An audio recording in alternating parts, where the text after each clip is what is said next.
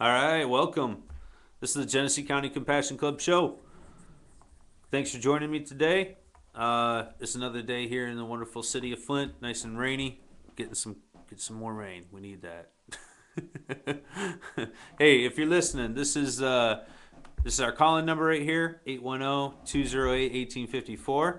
Like to hear your questions today. Got some questions from our members we're going to go over. Got some events coming up at the club. I'm going to share with you, let you know what's happening. I feel like the eye in the sky right now. We got some new TVs at the club, and like if we're broadcasting, if you're watching, like if I could see you around the room. All right. What's up? We got John in the studio today. Hey, how you doing? Good. Got booming out there. My microphone's too high, isn't it? Yeah. I don't know. Okay. Can you hear me? Pushing back. Yeah, you're coming through fine here. Okay. Because I was messing with it trying to get that new system working, so I didn't know. I did a test run to make sure the mics are still working on this, but next week we should have that new system in place. So Right on. new cameras. Some picture in picture. Yeah. Excellent. Cool. This is the FlintTalkRadio.com coming to you. We're still broadcasting on Ustreams, or you can pick us up at. Of course, you can always check our post out on YouTube. And if you want to, check out the club's website. It's Genesee3C.com. It's awesome. Keep you updated on everything that's going on. We've got the Soup Kitchen coming up here next month. That's July 11th. Mark that on your calendars. We'll be serving down at the North End Soup Kitchen. Also, we've got a Pause for Cause going on. We're taking donations there, and they've got we take different pet donations or just your cash. There's breakfast that we're holding on the 19th. Guys come in hungry, and we'll be serving up breakfast for donations for the event. This helps go to support like the animal shelters around Genesee County. It's a good thing, and we'd like you guys to help us out if you could. July Make the 19th? donations up at the 19th. Sorry, July 19th? yeah, Okay. 19th. But yeah, if you guys could do that, it's also taking donations up at the snack bar and get those out to the dogs in need. We've got, let's see what's going on here. Also, another event coming up here, the golf outing. This is for the Lido Dogs for the Blind. You guys, if you're golfers, check this out. You can sign up at the snack bar or at the check-in, but they're having a four-man scramble. This is going to be a lot of fun, and I think there's like $50 entry fee, $60 fee. Check it out. It's at the counter there, and if you guys are golfers, you want to get in on this one, it should be a lot of fun. All right. All right, we got some different news coming to you about medical marijuana. Let you know what's happening around the state, around the nation. Let you know, guys know it's keeping you up to date. You know, there's a lot of different changes going on. It's amazing how much stuff is going through right now. Every week there's something else coming up as far as legislation goes across the nation. And we're going to keep you updated, let you know what's happening. But here in Michigan, we've got, looks like might have some support. Senator Majority Leader Randy Richardsville, he's might possibly be on board for supporting two different bills that have been going through the legislature there. The bills are, one is for edibles. It would basically carve out protections just for edible and different types of concentrate forms that are used for patients here in Michigan. There's a lot of question right now as far as if they're currently protected, and it's very clear without a doubt that the dried flowers are protected. That's been defined by the Court of Appeals in their opinion that they published. But the questions that they raised in that opinion also kind of muddy up the waters here and whether or not it was protected by the act. If I'm looking here at the opinion, so I wanted to share this with you guys today, let you know what's happening, because that this opinion by the appeals court, it does put out some questions, and the Caruthers case is recently been denied its hearing. They won't be able to be. The Supreme Court of Michigan basically turned down the case there. They're not going to review it, and they're standing with the Court of Appeals decision. What that boils down to is, whether or not the other parts of the protection that are carved out in the original medical marijuana law, whether or not it actually holds protection for these other forms. Now, the case that the Caruthers, what this was is a man caught with a tray of brownies, and they're trying to say that he's not protected by the Michigan medical marijuana law. And according to this court decision here, the statute is marijuana means all parts of the cannabis plant, growing or not, the seeds thereof, the resin extracted from any part of the plant, and every compound, manufacture, salt, derivative, mixture, or preparation of the plant or its seeds or resin. It does not include the mature stalks of the plant, fiber produced from the stalks, oil or cake made from the seeds of the plant, or any other compound. This is a definition here. This is from the Legislative Council, section 7106. That's being used there.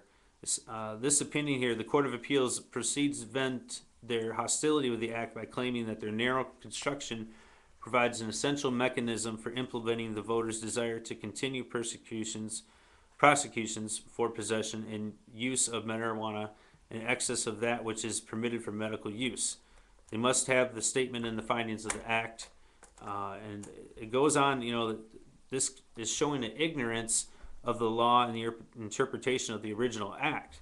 The original act sets out a standard of anything of the plant, the dried flowers or any mixture thereof. This is specific language that was put out in the original law, and so it brings up some questions on whether or not it is protected. A lot of cases that are going through right now are sort of falling back to different parts of the defense and whether or not they're going to have the medical use be allowed to be mentioned in the case, whether or not the jury can hear that in the cases where there are juries called. Oftentimes these cases are settled before then, and so we don't really have these standards set up in place in court other than this Carruthers case. So this is a predicament that we're in, and the protections that are originally given out in the law, which are quite specific, I think, whether or not they're going to pertain to these other types of mixtures, I don't know if this case is going to go back now to a lower court to be tried in front of a jury, or what the direction there is going to be, but it's not going to be heard by the Supreme Court. There's two bills right now, one that I mentioned earlier in the House. One is for provisioning centers, and the other one is for, like I said, to carve out this specific protection for edibles and other forms of cannabis. Looks like we got a caller now. Wow, that was loud.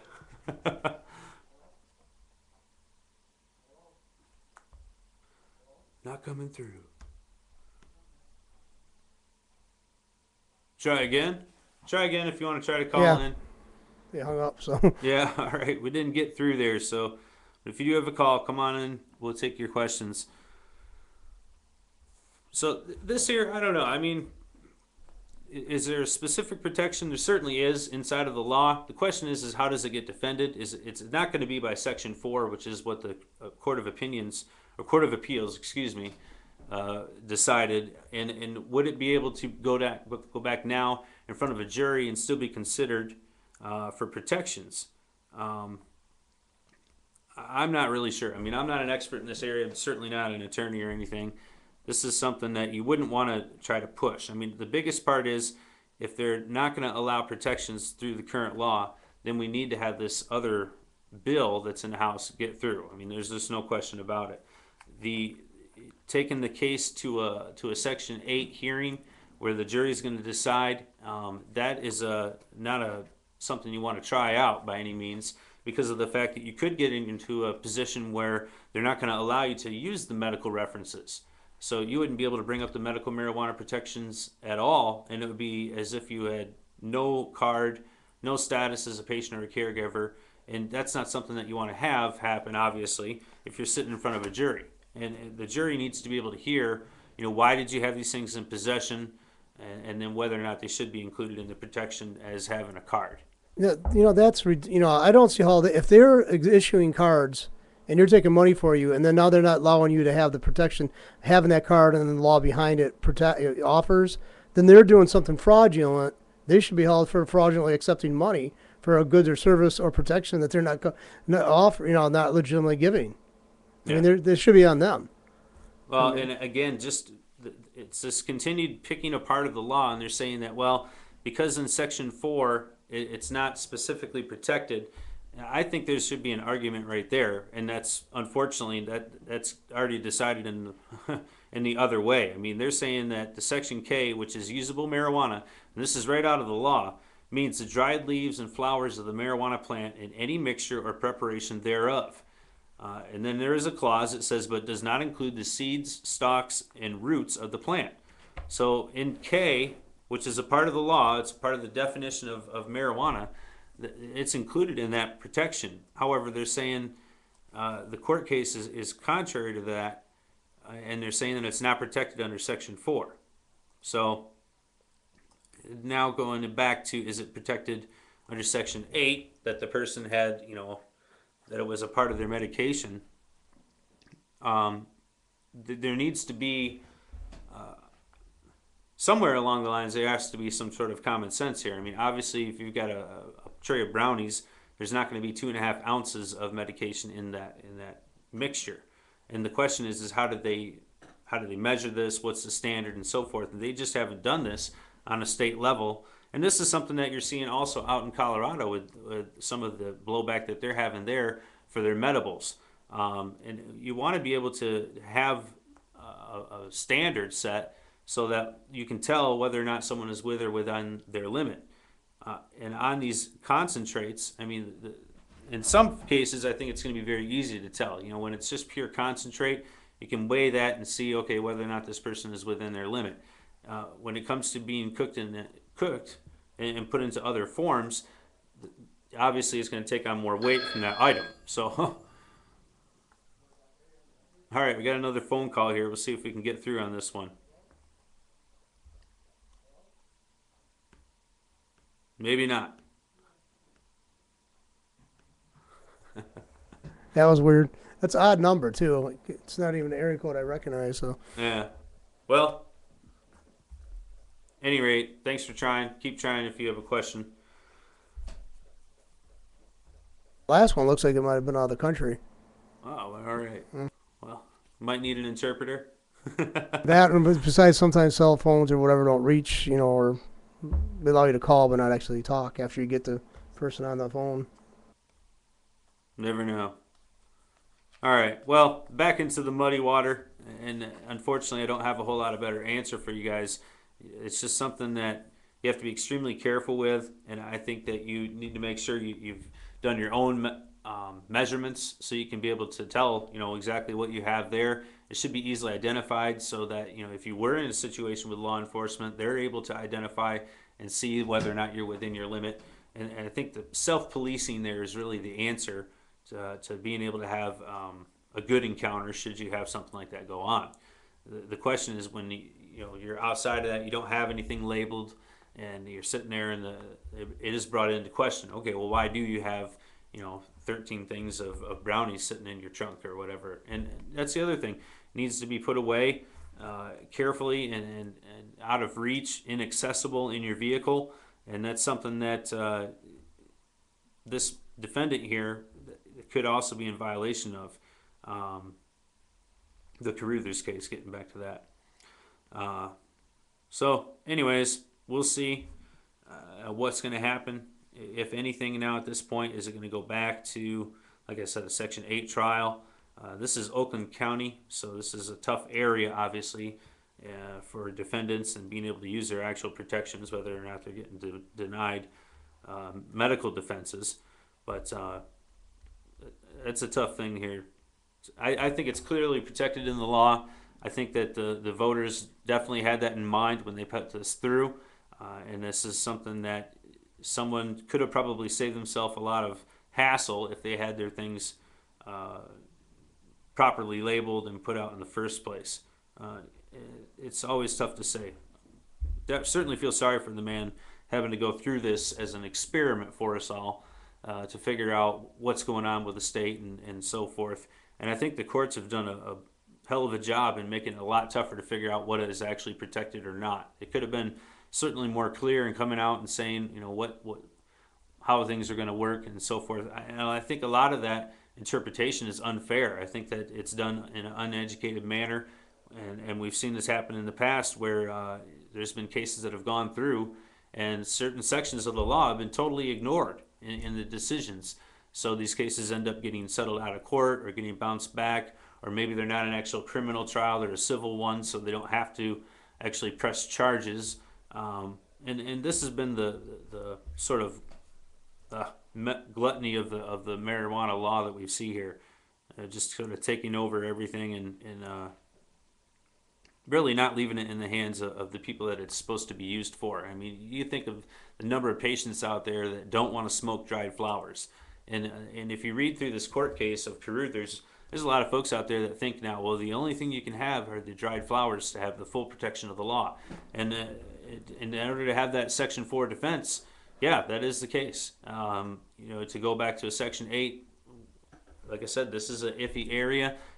Protections are getting, sort of cast to the side so that you can't get a full defense.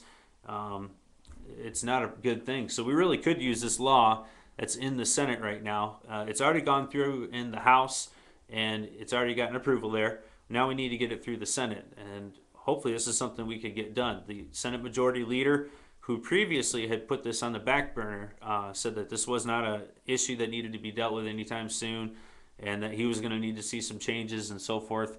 Well, now it seems that he's on board, and when you got the Senate Majority Leader on board, you know that it's probably going to be on the agenda sometime soon, and that it would probably have a good chance of passing as well. So we'll see. There may be still time for input on those bills. If you want to call your state senator, it's a good idea to do that now. Let them know how you feel about those two bills that are going through. Again, that's a provisioning center one, and then also the edibles bill, as people are referring to it. It's the numbers sort of get lost, and even in the senator's desk, you've got so many different things they're going through up there, and this is they're going on summer break here, so now's a good time to catch them in their area. If they're in your district, oftentimes they're holding like little district get-togethers. They'll have coffee, or maybe they'll do a lunch at a local diner or something, but it's informal. It's a nice time where you can sit down and get to know them and let them know what your feelings are, and it's important to have that support. Without that, they're sort of lost, and definitely open to influence. So if you have opposition, something that's going on that you don't like or whatever, that might be the only thing they're hearing, and they're not hearing it from the other side.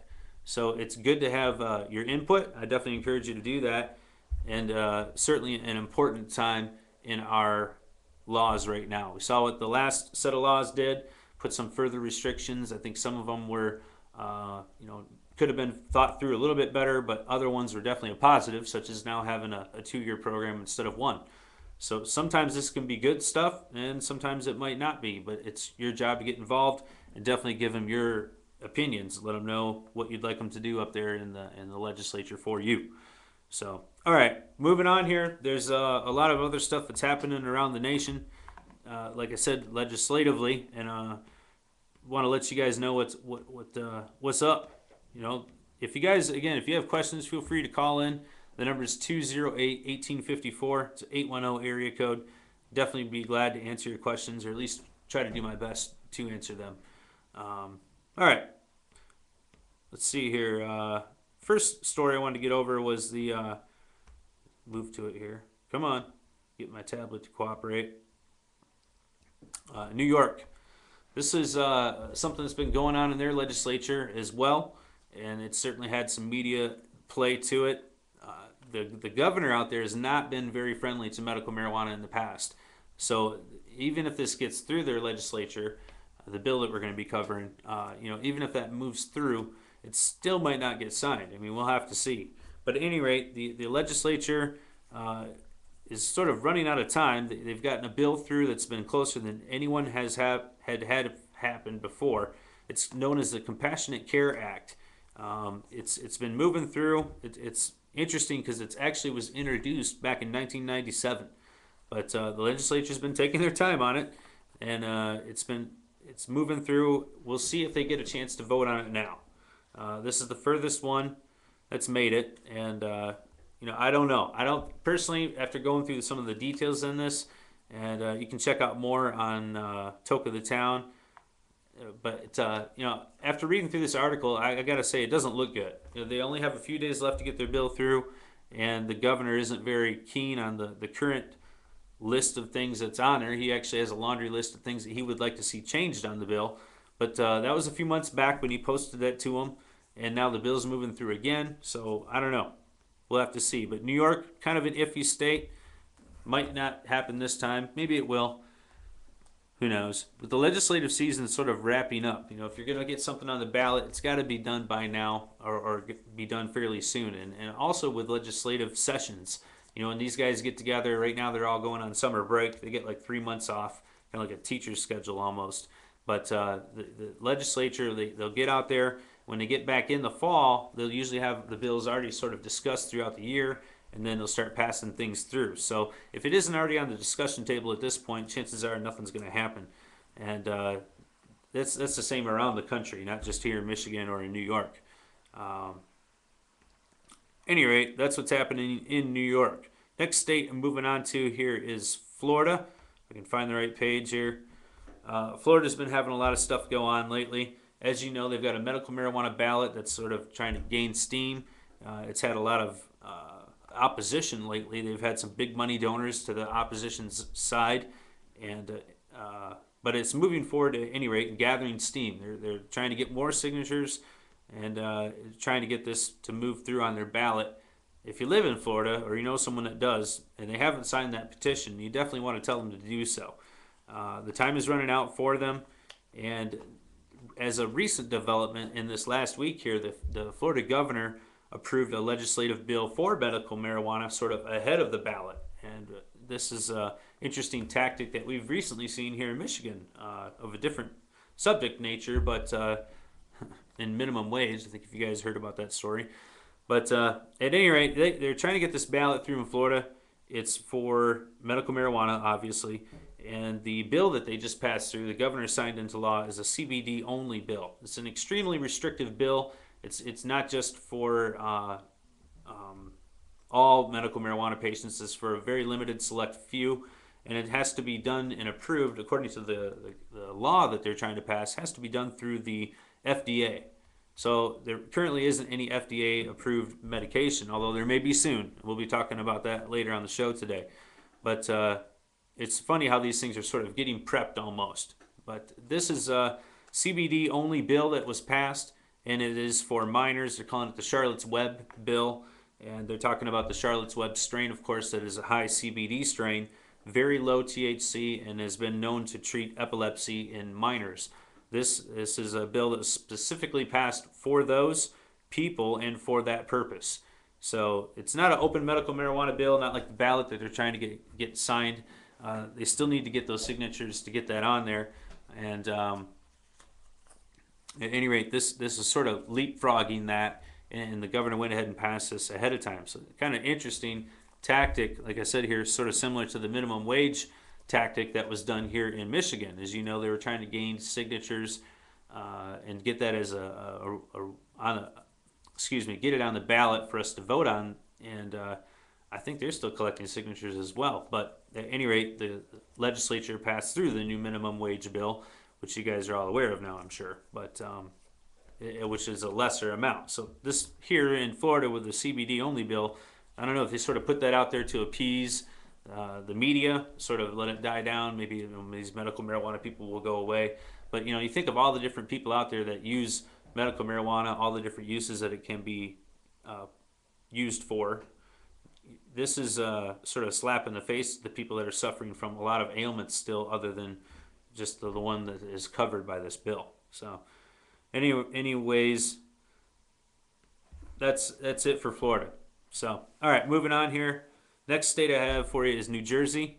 This is interesting. They passed a bill in New Jersey. Only 2,300 people have been able to sign up for the medical cannabis in New Jersey so far. And also, they went ahead and approved state-run dispensaries. I think there's only like 5 or so, a very small amount.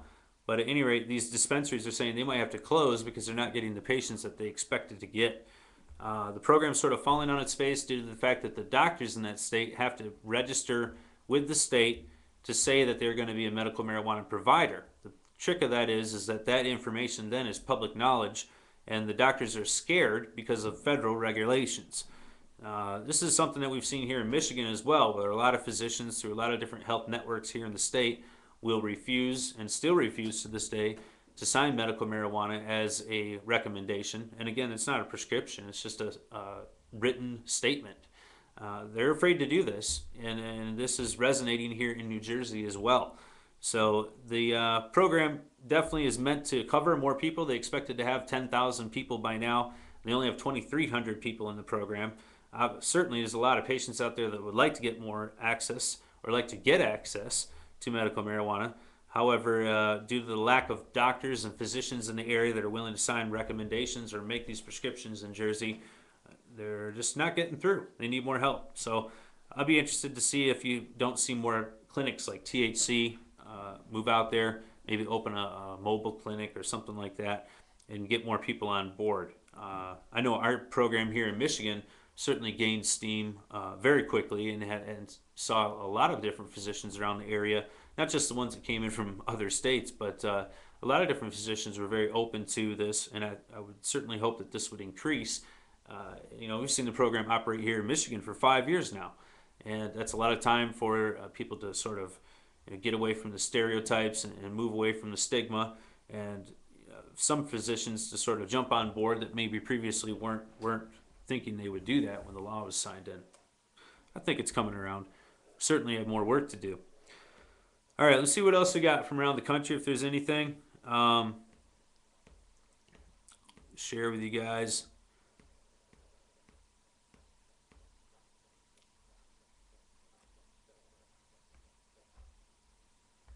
Man, I'm missing my sidekick today. Where's Toby?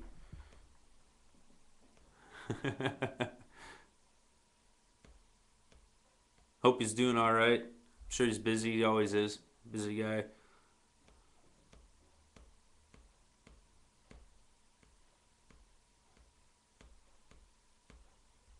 Man.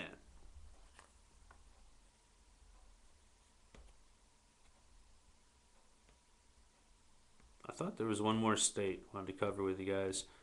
Maybe not. Losing track here. Oh,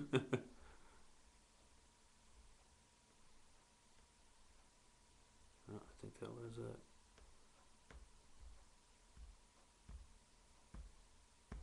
Sorry, my computer's running slow.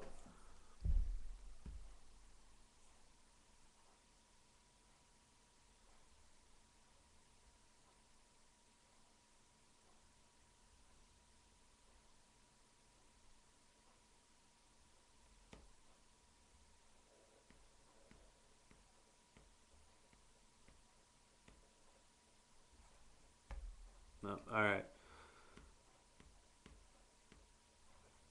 Okay, I got a medical study I want to share with you guys. I guess that was it for state stuff. I don't see anything more. But I do have some medical stuff I wanted to share with you guys. This is for, let's see here, marijuana epilepsy. It's marijuana treatment for epilepsy, I should say. They're doing a study in actually in New York, of all places. We were just talking about that. It's kind of interesting. They're already doing studies for this pharmaceutical marijuana, but the medical marijuana is not moving through. The British drug maker GW Pharmaceuticals, we talked about these guys on the show often. Their new drug Epidiolex, which is a CBD-based medicine. It's I believe it's an oral spray, and being administered to a group of 27 children and adults with treatment-resistant epilepsy. Says 15% of the patients were completely seizure-free following treatment, and of the 9 patients who suffered from Dravet syndrome, 3 that received Epidiolex became seizure-free. So obviously having encouraging results there.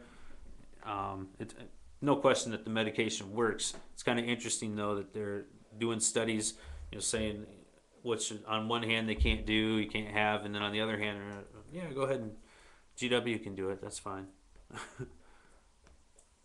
And like juveniles, I think epilepsy is even it's harder to treat and also has more possibilities for like permanent damage too. I think, if I recall correctly, the literature I read. So, it's like juvenile diabetes is harder to control. Oh yeah, in the average adult. Terrible, terrible syndrome. I mean, it's deathly. No question, fatal. But no, I mean that's cool. It's nice to see it's got.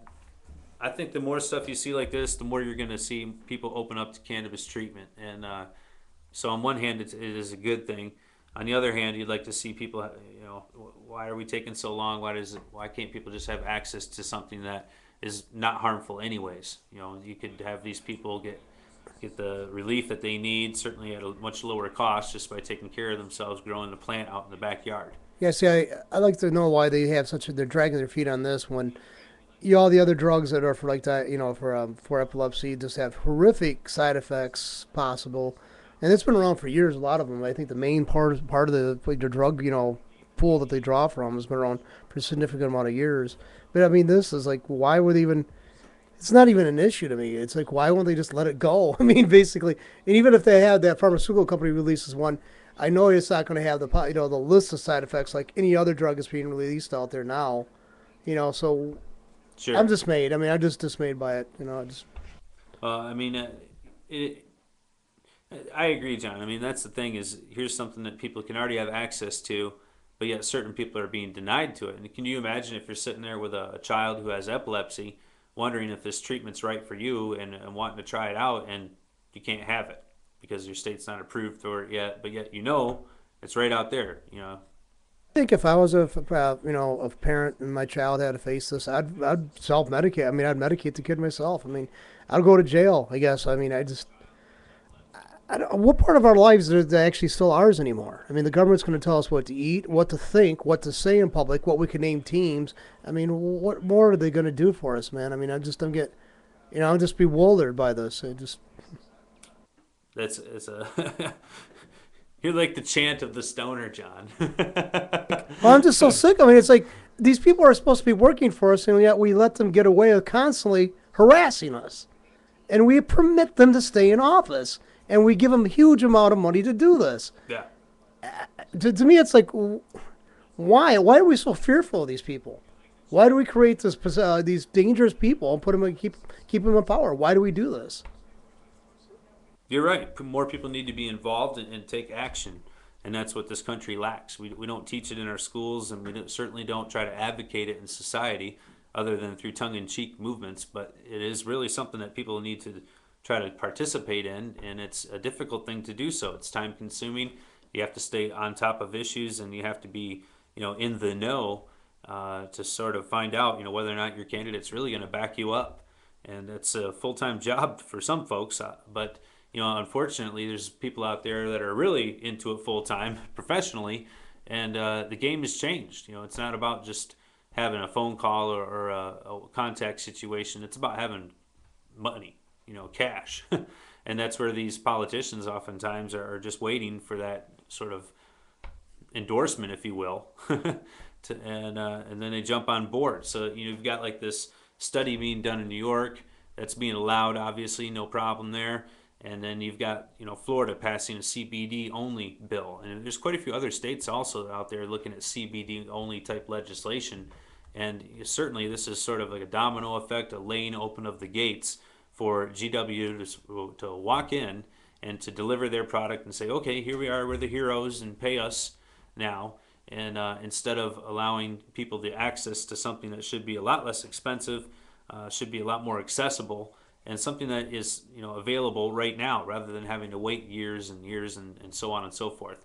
And I think that there's other properties of the plant there that could also be beneficial for these patients out there that are going to be taken out of using this Epidiolex product because it's a CBD only, again, type medication. So similar, like if you think of Marinol, where that's THC only, Epidiolex is the opposite.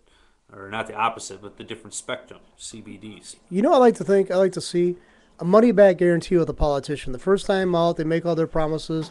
You throw your support behind them. If they don't do what they said they're going to do, then you should get your money back. guarantee. Yeah, with interest, maybe. I'd love to see a campaign, advertisement for that.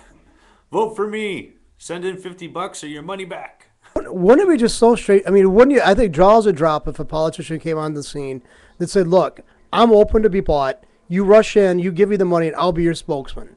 I'll vote every way you would possibly. I'll push for legislation for everything that you want, pay for my career, Send in $5.99 now to get Right. your voice heard. I mean, that'd be so much more damn honest than what we got now. I mean, Well, I think you've got a point, John. It's you see it every day played out in our politics. It's the facts are right there. Follow the money, in a sense. I mean, it's simple. If you've got the bucks and you can get the laws changed in your favor and the rules bent and the gates laid down, and also not only that, but you can put out your competition. You can put them out of business, make them not able to operate. And I think that that's sort of happening in other areas of medical marijuana. You see like areas like Colorado where now they've got almost a 30% tax on their product for recreational purposes. I would imagine that's pretty tough on the people out there that are trying to do this as an industry. You don't see that excise tax on too many other things, maybe fuel, but it's like it's all taxes. I mean, everybody thinks that we'll pass a tax and it'll make we'll impact on the people that we're trying to aim at. There's not a tax out there, even with medical marijuana or recreational marijuana, that doesn't impact somebody else down the road negatively. I mean, it just there's. I mean, I don't know. To me, it's like I like to, if I could get away and actually live in an island where there's no place where, no government, guys who want to wear suits for a living, I mean, are sociopaths, I would love it. Yeah, I mean, I would love it. If I never seen a suit wearing sociopathic asshole again, I'd be so thrilled, and I don't want to even hear them, when they open their mouth, they just want to strangle them, All right. Well, yeah, you here, check this out. You love this then. In Colorado, we're just mentioning them, their tax. Just in the city of Denver, they've got a estimated budget of revenue for tax. Again, just in the city of Denver for the year at 3.5 million. So yeah, that's a big payout there for sure. They're looking at collecting this, and they've got proposals that they just put out. Earmarks 1.8 million of it for the regulation of the industry. And then from there, they're taking 825,000 for more law enforcement positions, and 746,000 for public education and studies on the risk and effects of marijuana. Is this really needed? I mean, it doesn't need it. It's not needed. So None of that the is. government created a heck of a lot more jobs, obviously. Because you figure 1.8 million is for the regulation of the industry, and then you've got on top of that more money for law enforcement. And then on top of that, it says for public education, but it's all related back to, marijuana. So public education might boil into sort of like campaign ads to keep kids off drugs and so forth. Not that that's a bad thing, but you'd think, dude, if you're going to collect $3.5 million, couldn't you use it for something else? I'm sure Denver could use some, more money in their general budget, and they're putting it back towards this. It's just a way that they're creating more jobs, more regulation for themselves. Any industry has that. However, this just seems extreme. And somebody's getting paid, no question. So we'll see what it has. I mean, it's got to have impact on the industry. These guys that are jumping into the business out there or have jumped in the past year and now having to pay this tax and the overhead revenue and so on and so forth. I mean, sales are certainly doing well. $3.5 million is nothing to scoff at.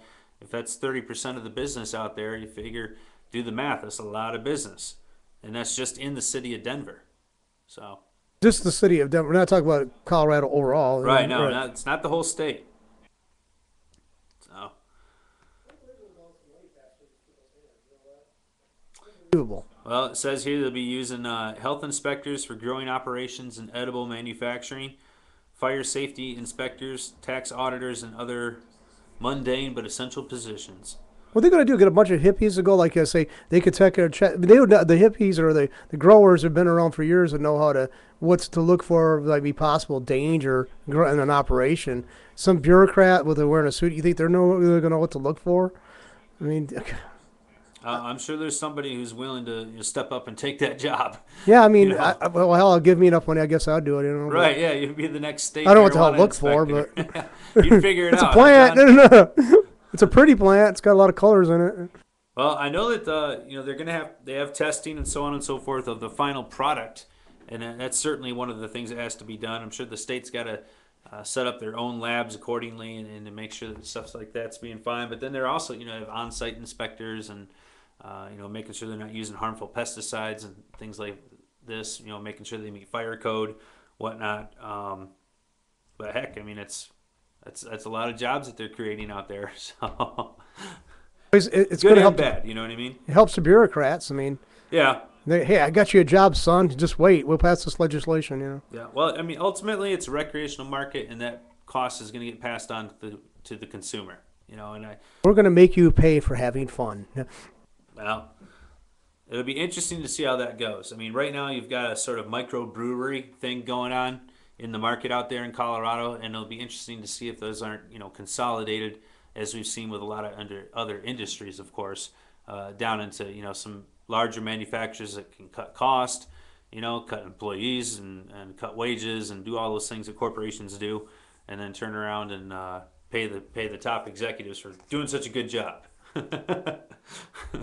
But I'm more of the micro market myself. I think that just supports the community, and I think that that's where it should stay at. But it's tough for these places to continue to do these sorts of things when they're getting nailed with such high excise taxes and so on and so forth.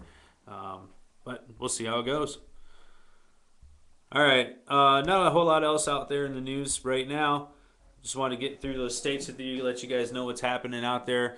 Again, remind you about the events coming up at the club. I'd like to see you guys out at the golf outing. That'd be a lot of fun. Should be good weather. It's right here in Genesee County. You guys can check that out at the snack bar. Also, again, mention the soup kitchen and say thank you for everybody that's been helping out with that. We definitely appreciate it.